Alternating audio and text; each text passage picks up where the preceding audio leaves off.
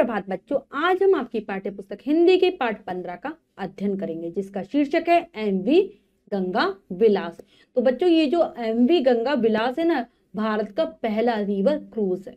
तो चलिए पाठ को पढ़ते हैं और जानते हैं रिवर क्रूज के बारे में कि किस प्रकार से इसका निर्माण हुआ है और ये किस प्रकार से अपनी यात्रा करेगा। पाठ को शुरू करते हैं।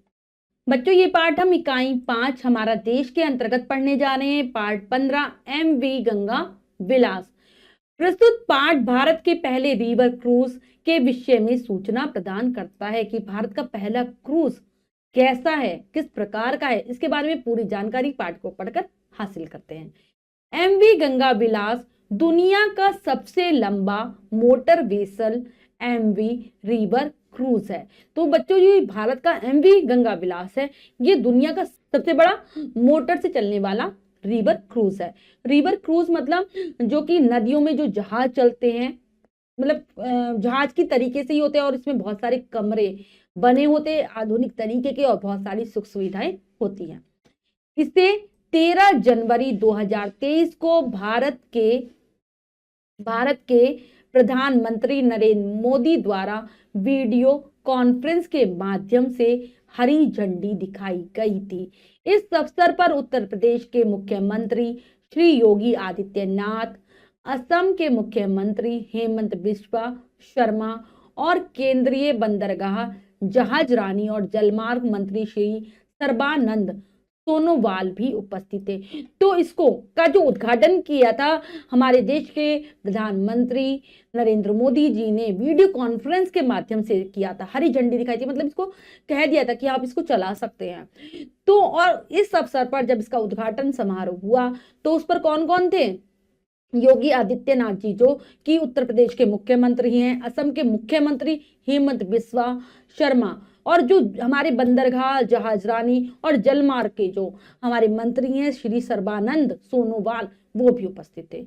यह भारत का पहला क्रूज जहाज है। ये भारत का पहला क्रूज जहाज है जिसमें इतनी सारी सुख सुविधाएं हैं। उत्तर प्रदेश के वाराणसी में एमवी गंगा विलास 51 दिनों में लगभग 32 किलोमीटर की यात्रा कर बांग्लादेश होते हुए असम के डिब्रूगढ़ तक जाएगा, जो 27 नदी प्रणालियों से होकर गुजरेगा। तो इसकी जो बच्चों यात्रा है ना, वो 51 दिन की है। और कहां से शुरू होगी यात्रा? वाराणसी से शुरू होगी और 3200 किलोमीटर के लगभग ये यात्रा करेगा और रास्ते में बांग्लादेश को भी पार करेगा और ये कहां जाएगा? असम के डिब्रूगढ़ तक जाएगा। और इसको जाने में 51 दिन तो लगेंगे ही। ये 27 नदी प्रणालियों को, जो नदियों का जो संगम होता है, उसको पार करते करते यह पहुंचेगा। 36 पर्यटकों की क्षमता वाले एमवी गंगा विलास में 3 डेक और 18 स्वीट्स हैं। तो 36 पर्यटकों को, मतलब जो घूमने वाले यात्री हैं, वो 36 लोगों को ये ले जा सकता है। और इसमें 3 डेक बनाए गए, मतलब 3 पार्टीशन है इसके, और जिसमें 18 स्वीट्स है, मतलब कमरों के जो समूह होते हैं, मतलब 18 के लगभग इसमें कमरे हैं। अपनी पहली यात्रा के लिए स्विट्जरलैंड के 32 पर्यटकों ने पूरी यात्रा के लिए पंजीकरण किया है। तो पहली यात्रा में कौन जाएंगे? स्विट्जरलैंड के लोग जा रहे हैं। 32 लोग हैं वहां के और उन्होंने इसके लिए रजिस्ट्रेशन भी कर दिया, पंजीकरण करा लिया है। एमवी गंगा विलास क्रूज यात्रा कार्यक्रम में बिहार में पटना, झारखंड में साहिबगंज, पश्चिम बंगाल में कोलकाता, बांग्लादेश में ढाका और असम में गुवाहाटी जैसे प्रमुख शहरों के लिए विश्व धरोहर स्थल, राष्ट्रीय उद्यान और नदी घाट शामिल है। इस 51 दिवसीय यात्रा कार्यक्रम के दौरान 50 से अधिक गंतव्यों का दौरा किया जाएगा। तो कहां कहां जाएगा ये? जो इसका पूरा प्रोग्राम है, जो कार्यक्रम जो सेट हुआ है, तो ये बिहार में पटना जाएगा, झारखंड में साहिबगंज जाएगा, पश्चिम बंगाल में कोलकाता, बांग्लादेश में ढाका और असम के गुवाहाटी में जाएगा। तो ये हमारे जो प्रमुख शहर है, यहाँ पर जो विश्व धरोहर के स्थल है, जो यानी कि हमारी जो धरोहर स्थलों को, विश्व की जो सूची बनती है धरोहर स्थलों की, उसमें शामिल किया गया है। जो हमारे देश के राष्ट्रीय उद्यान है, नदियों के जो घाट हैं, वो सब, उन सब की ये यात्रा कराएगा और 50 से अधिक जगहों का गंतव्य यानी कि मंजिलों पर ये जाएगा, मतलब घुमाएगा। मतलब यह अगले 2 वर्षों के लिए आने जाने के लिए पहले से ही बुक है। आगे 2 वर्षों तक ये बुक है भारतीय अंतर्देशीय जलमार्ग प्राधिकरण द्वारा उसी दिन डिब्रूगढ़ में बंदरगाह, नौवहन और जलमार्ग मंत्रालय के तत्वावधान में एक स्वागत समारोह आयोजित किया गया। जो भारत का अंतर्देशीय यानी कि देश विदेश का जो दौरा कराता है वो प्राधिकरण के द्वारा उसी दिन, जिस दिन इसकी लॉन्चिंग हुई थी, डिब्रूगढ़ के ही एक बंदरगाह पर नौवहन और यानी कि जो नौका, जो हमारी क्या है, नौका वहन का जो संस्थान है और जो जलमार्ग मंत्रालय है उसके तत्वावधान में क्या करा था, एक स्वागत समारोह का भी आयोजन किया गया था। इस कार्यक्रम में कौन कौन आया था? केंद्रीय बंदरगाह, नौवहन और जलमार्ग मंत्री सर्बानंद सोनोवाल, अन्य केंद्रीय मंत्रियों, राज्य मंत्रियों, राजनयिकों, IWAI और MOPSW के अधिकारियों के साथ शामिल थे। तो ये सब लोग शामिल थे जब स्वागत समारोह हुआ था। सोनोवाल ने कहा कि MV गंगा विलास ने भारत और बांग्लादेश को दुनिया के नदी क्रूज मानचित्र पर रखा है। इस प्रकार भारतीय उपमहाद्वीप में पर्यटन और माल ढुलाई के लिए एक नया क्षितिज और कार्य क्षेत्र खुल रहा है। तो सोनोवाल ने एक जो बयान दिया उसमें उन्होंने ये भी कहा कि गंगा, MV गंगा विलास है और उसने क्या किया है, भारत और बांग्लादेश को दुनिया के जो नदी क्रूज, जो दुनिया में बहुत सारे जो नदी क्रूज चढ़ते हैं, उनको, इन दोनों देशों को भी मानचित्र पर ला दिया है।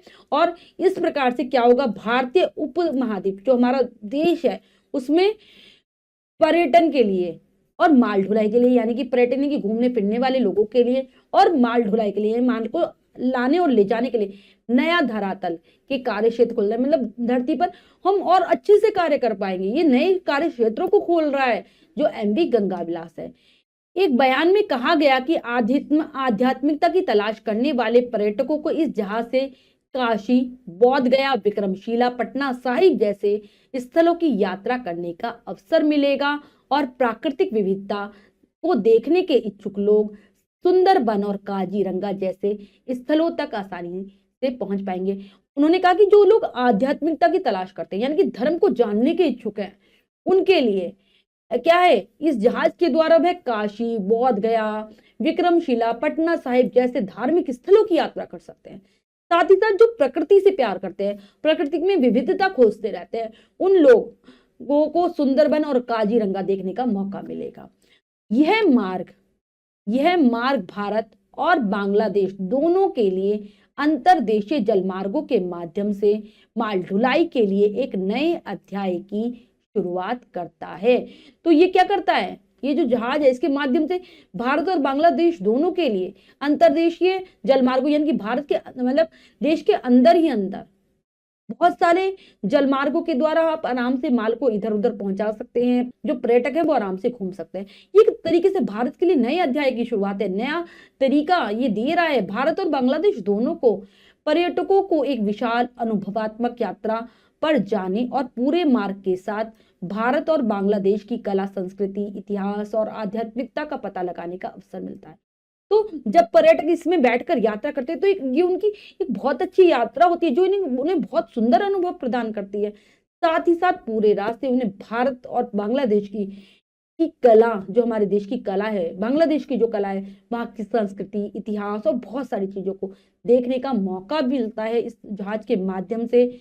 वर्ष 2017 में IWAI द्वारा किए गए एक आंतरिक अध्ययन के अनुसार कि 2017 में एक आंतरिक अध्ययन किया था किसने, IWAI द्वारा, मतलब देश के अंदर ही उन्होंने एक अध्ययन किया जिसके आधार पर उन्होंने बताया कि 49 MMTPA कार्गो